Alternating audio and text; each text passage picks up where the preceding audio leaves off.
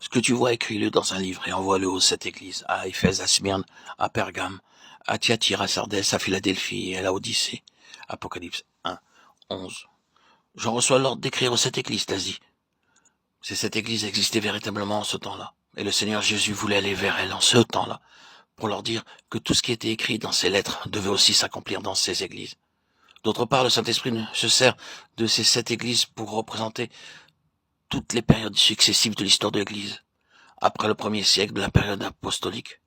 Ainsi donc, les conditions de cette Église décrites dans les 7 lettres ont une double signification. Premièrement, l'état des différentes églises de cette époque-là, et deuxièmement, l'état de l'Église au cours des périodes successives de son histoire. Je me retournai pour voir la voix qui me parlait. Et après m'être retourné, je vis 7 chandeliers d'or, et au milieu des 7 chandeliers, quelqu'un qui ressemblait à un fils d'homme. Versets 12 et 13. Les 7 chandeliers d'or que Jean a vus sont les 7 églises. Ils sont le reflet des 7 églises qui existent alors dans la province d'Asie. Ces 7 chandeliers ne sont pas rassemblés en un seul, mais ils ont un caractère distinctif. Chacun d'entre eux a pour responsabilité de briller dans sa propre localité. L'Église est dans la vie, tout comme un corps peut l'être, mais à l'égard de son apparence extérieure. Chaque assemblée est autonome dans sa localité. Chacun est directement responsable aux yeux du Seigneur, comme le seraient 7 chandeliers distincts.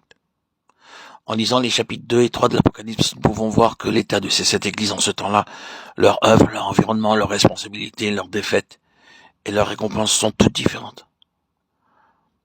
Nous ferions une erreur en manquant de reconnaître ces différences. Ces 7 églises n'ont pas une dénomination commune puisqu'elles sont plusieurs fois appelées l'église à Éphèse, à Smyrne, à Pergame, à Thyatire, à Sardès, à Philadelphie et à Laodicée. Il n'y a qu'une seule église dans chaque localité. Il ne devrait pas y avoir plusieurs églises dans une seule localité, ni plusieurs localités pour une seule église. Dieu a ordonné que dans une localité, il n'y a qu'une seule église. C'est ainsi qu'il n'y a que l'église à Éphèse ou que l'église à Smyrne, et jamais les églises à Éphèse ou bien les églises à Smyrne.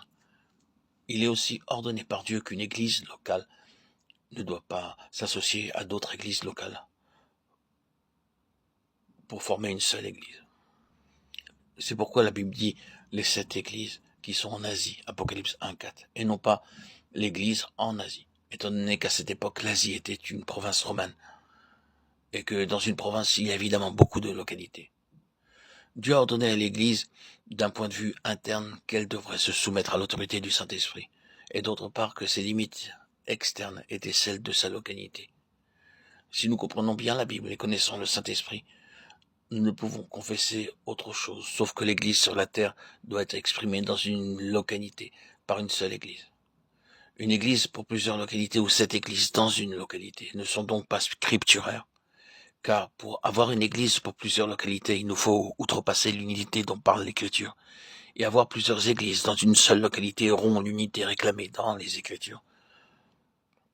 Si nous n'oublions pas que ces 7 chandeliers représentent les 7 églises, alors nous n'oublierons pas non plus ce que doit être l'Église aux yeux de Dieu.